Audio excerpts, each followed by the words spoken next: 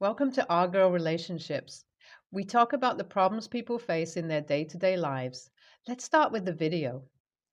I can't believe that I have to type this thing on the internet, but I can't say this to anyone I know in real life. At least after this, we can safely say that I am never trusting anyone anymore. I'm scared that someone else is going to just console me for acting nice and then again backstab me, then get me in extra trouble than I am already in today.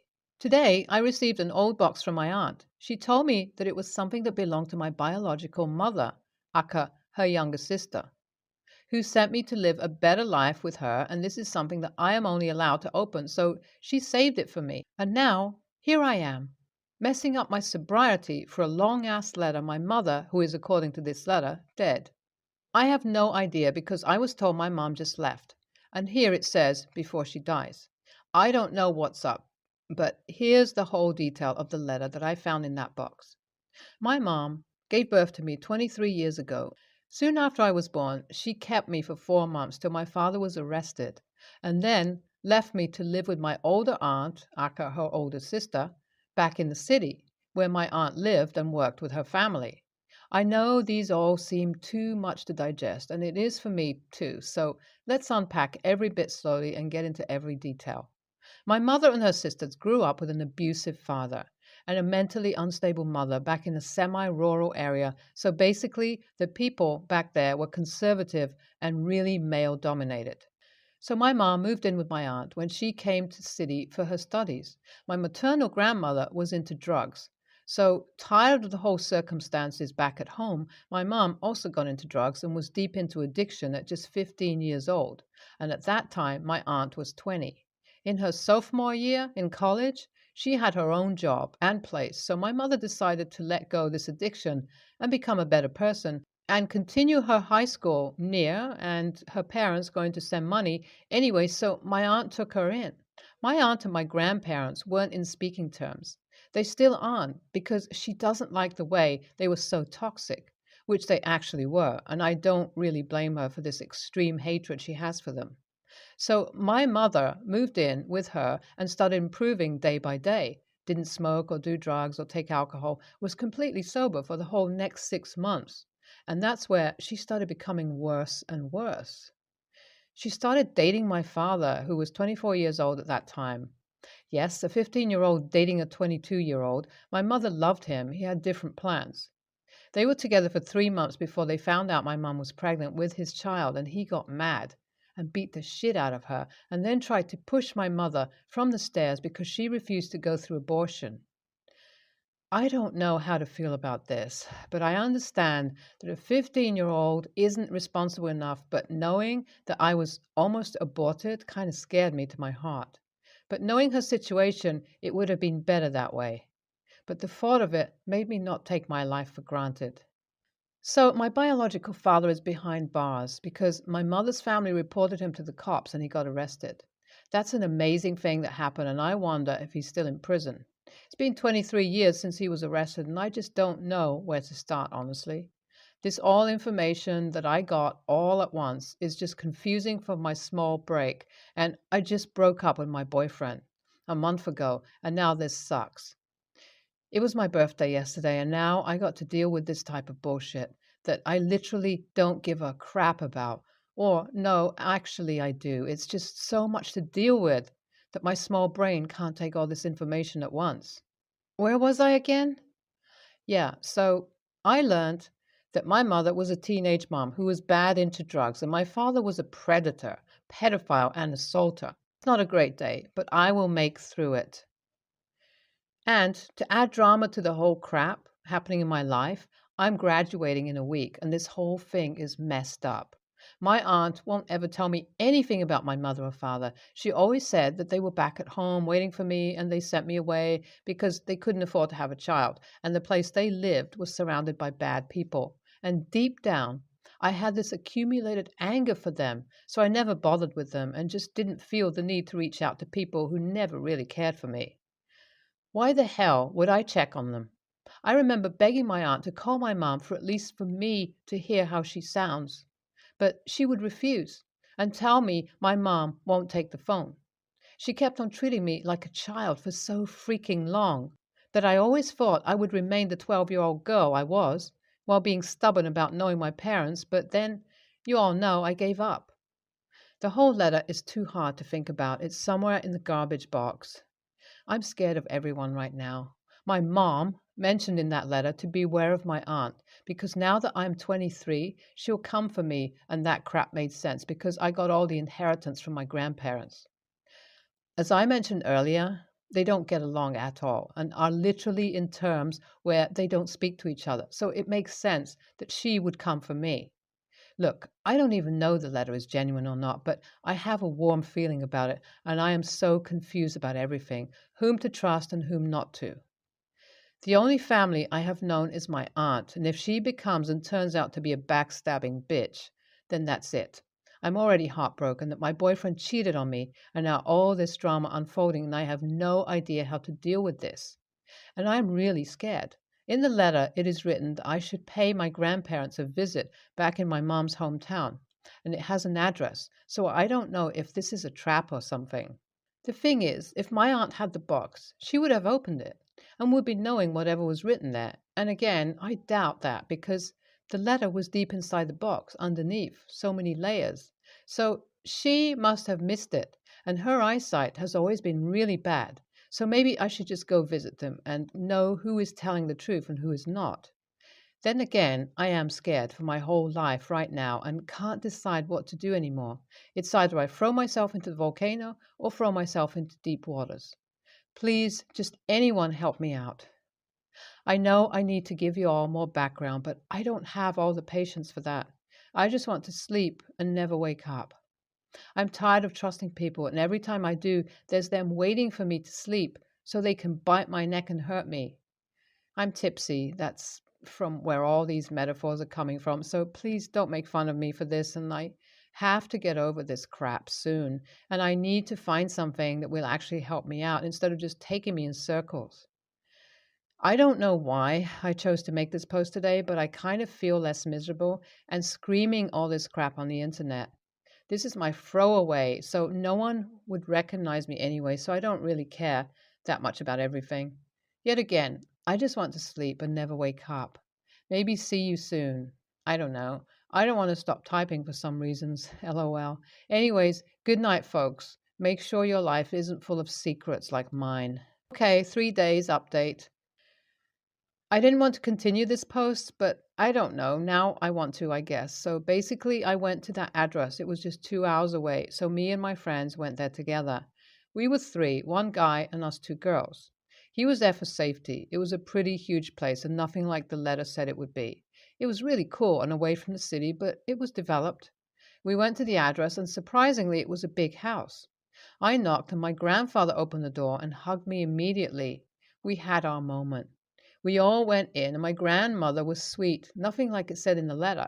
Actually, she was smoking a huge cigar, so yeah, matches the addict part. We ate and talked, and in the evening, my both friends went exploring with my cousin who stayed nearby, and I was at home all alone with my grandparents and showing them the letter. They read it and started tearing up and explained to me what happened was the truth, and my father is also dead. He was murdered in prison.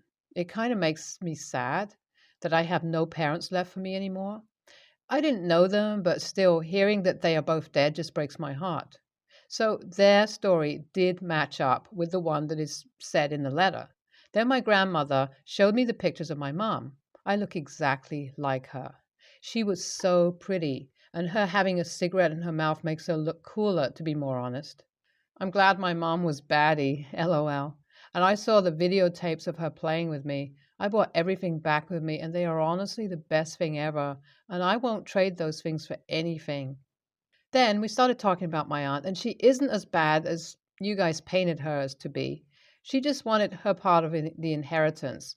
And as she's not on speaking terms with my grandfather, she won't be able to take it or ask for it. So basically, she has been keeping an eye, so she gets part of the inheritance, and that literally anyone would do. So he handed me the papers for the property and told me to get my aunt signed and tell her to come visit sometime. We left the next morning and I handed the papers to my aunt and told the whole story. She laughed how the whole Reddit made her look like some Disney villain. It was hilarious. Hello, folks. It's been years since I wrote back in here. Okay, so yeah, don't worry after a while. I moved out of my aunt's house and still visit her regularly. She goes to visit grandma, and they're getting the hang of each other now and are happy. They all miss my mom, and I too do. I see the videos of her playing with me, and she didn't commit suicide. Her body couldn't take the side effects of giving birth, and she passed away. Everyone is sorry to me for hiding all these, but we're good. I have a good relationship now. The sad thing is, Grandpa passed away, and it's heartbreaking too. If a parallel universe exists, maybe we all are together, enjoying Christmas right now in one room. No, why am I crying about a Reddit post? Maybe because my mom passed away recently. I miss her. No, but OP is dumb, like she should have asked more about her parents. I'm a 22-year-old female and I got engaged in January to my boyfriend, 26, of 4 years, and I've never had much of a problem with his mother before. I would like to emphasize that she's a very kind person, has always had a lot of patience for me and my less than ideal family situation, including teaching me how to cook and other life things.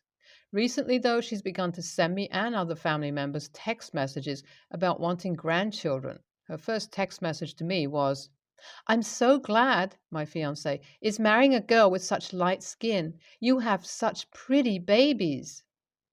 And most of her other texts are all variations of my skin and future grandchildren. It made me uncomfortable, but I wasn't really sure how to address it without crossing a line, so I'll be honest, I just left it alone. My mother-in-law has also apparently made comments to my younger sister-in-law that she wants a light granddaughter and that we, my fiance and me, will keep trying until we get one. It's gotten to the point of obsession to where she texts my fiance every day asking when we'll have kids, even though we originally planned to wait at least a few more years. She's never mentioned my skin or lightness to him, as far as I know. It all kind of came to a head last night when mother-in-law was talking with her sister about us having kids, and my older sister-in-law asked why she was so sure we were having a light baby. And my mother-in-law replied, "Well, me, is so pale, it'd be impossible if she didn't." My older sister-in-law got upset and made a comment about her obsession with being white and stormed out. The dinner just got kind of ended a while after that, and I guess my younger sister-in-law talked to my fiancé because this morning he asked me to tell him what was going on. I just showed him the text, and he got in a fight with his mom and stepdad about her comments, and apparently this isn't the first time she's made statements like this around my older sister-in-law. Now, the whole family's fighting. One side is calling my fiancé, my older sister-in-law, and I sensitive, while the others are glad someone finally said something. I also got a text from my mother-in-law's sister saying we are selfish and awful for ripping the family apart over a few harmless comments. To top it all off, I'm pregnant, and I'm not even sure if I should say anything, even though I had planned on letting everyone know at dinner. So I guess, are we TAs? My fiancé and his family, except for my younger sister-in-law, who is half African-American, half white, and her bio dad. My fiancé and his family, except my youngest sister-in-law, who is half African-American, half white, and her bio dad, my fiancé's stepfather, who is white, are African-American. I, for reference, am white and extremely pale. NTA, the obsession with skin tone is almost stalkerish, and her pressuring you to have a child and pestering you about it was not justified. You are not the a-hole, period. NTA, and based on comments to sister-in-law, it's possible she already has dark-skinned grandkids. How hurtful to make these comments directly in front of anyone who won't be giving her a light-skinned baby. Honestly, I don't know if she should even have contact with her grandchild, since her focus on appearance and skin color would be damaging to a child. I'm a 31-year-old female. My mom, 57, and my sister, 38, have always had a much closer relationship than my mom and I had. I was raised by my dad and raised as an only child for the most part. My siblings and I all have different dads. My job shut down thanks to the pandemic, and my fiancé and I were forced to a new location. Every paycheck, we would give my sister money for the bills in addition to putting food in the common kitchen. On top of that, they didn't cook, so we cooked for everyone. And they were using our only car at least 4 times a day. They put 70,000 miles on it in 5 months without offering gas or compensation. We were grateful for the place to stay, so we didn't say anything. A little backstory on my sister. She dropped out of school, got married at 17, had niece S at 19, niece H at 21, and niece N at 23. She went to jail a few times for stealing, a lot, and drugs. All the nieces dropped out of school. Niece S got pregnant by a 27-year-old when she was 17 and had a baby, A, one female. She then proceeded to leave the baby with her mom, who told niece H she could stay out of school to help with the baby.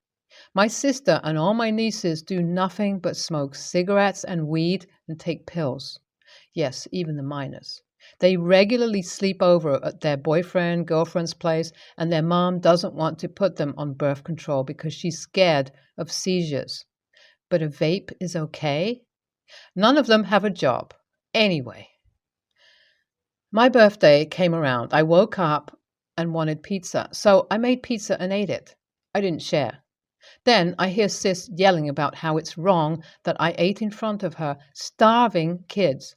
So I go ask her why her kids can't fix their own food.